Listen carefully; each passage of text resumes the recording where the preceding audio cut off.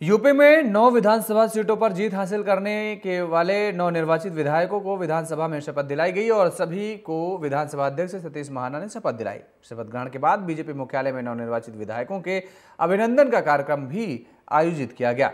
कार्यक्रम में मुख्यमंत्री योगी आदित्यनाथ, प्रदेश अध्यक्ष भूपेंद्र सिंह चौधरी और उप मुख्यमंत्री केशव प्रसाद मौर्य और ब्रजेश पाठक के साथ ही प्रदेश महामंत्री धर्मपाल सिंह मौजूद रहे। कार्यक्रम को लेकर हमारे संवाददाता पंकज तिवारी ने गुलाब देवी माध्यमिक शिक्षा मंत्री से बातचीत की है।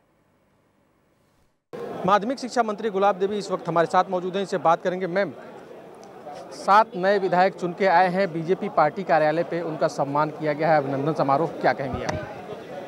7 नवनिर्वाचित विधायकों का जो सम्मान किया गया है उनके बारे में हम यही कहेंगे, ये हमारे कार्यकर्ताओं की मेहनत, उनका परिश्रम, उनका अटूट श्रद्धा और पार्टी की नीतियां ही इसका सार्थक परिणाम है। जिस हिसाब से बीजेपी पहले से ही मजबूत थी, 7 और विधायक जुड़े, मजबूती और बढ़ी, और जिस हिसाब से सीएम योगी ने कहा कि समय कम है, 27 की तैयारी करनी है, क्या लग रहा है विपक्ष कहाँ होगा 27 में?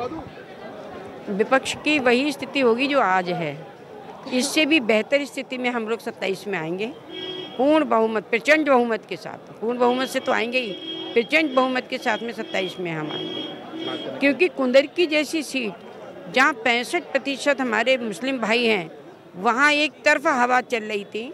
मैं 2 महीने वहाँ पर रही और सभी ने सब मुस्लिम भाइयों ने ये कहा कि माननीय योगी जी की सरकार में हम लोग सुरक्षित हैं, हमारा परिवार संपन्नता की ओर बढ़ रहा है, हमें किसी प्रकार की कोई परेशानी नहीं है, तो हम उन्हीं को वोट देंगे।